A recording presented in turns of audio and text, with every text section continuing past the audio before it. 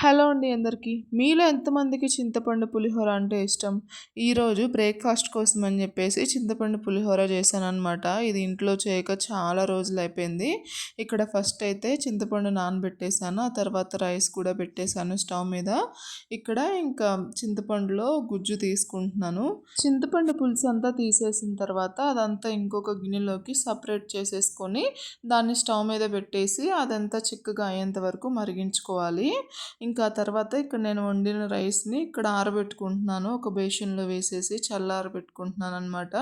ఇంకా తర్వాత ఒక బాండీలో పోపు కోసం ఆయిల్ వేసేసుకొని దాంట్లో తాలింపులు, పల్లీలు, పచ్చిమిర్చి, కరివేపాకు, కొత్తిమీర, పసుపు ఇవన్నీ యాడ్ చేసేసుకొని నీట్‌గా ఫ్రై చేసేసుకోవాలి.